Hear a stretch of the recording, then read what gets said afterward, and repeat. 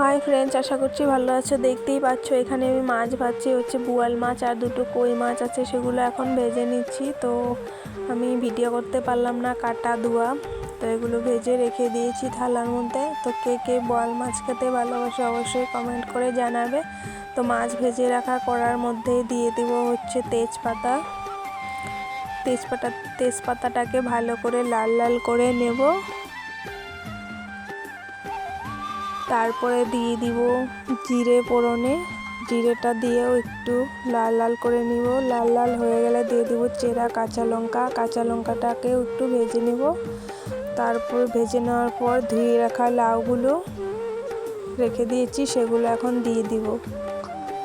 তো লাউয়ের মধ্যে দিয়ে দিচ্ছি কাঁচা পাকা লঙ্কা 3টে বেটে, হলুদ গুঁড়ো দিয়ে ভালো করে কষিয়ে ঝোল দিয়ে দিলাম। তো লাউ তরকারিতে সবই জানো ঝোল একটু কম দিতে হয়, ঝোলটা দিয়ে ভালো করে ফুটিয়ে নেব। তো ঝোলটা ফুটে গেছে, ফুটে যাওয়ার পর ভেজে রাখা মাছগুলো দিয়ে দিচ্ছি, দিয়ে একটু ফুটিয়ে নেব। শুকনো খোলায় ভেজে রাখা আদা আর জিরে তেজপাতা বাটা দিয়ে দিচ্ছি। আর কে কে এভাবে লাউ খেতে ভালোবাসে অবশ্যই কমেন্ট করে জানাবে, আর এইভাবে খেয়ে দেখবে, ভীষণ টেস্টি হয়। ভালো থাকবে, সুস্থ থাকবে, দেখা হবে পরের ভিডিওতে।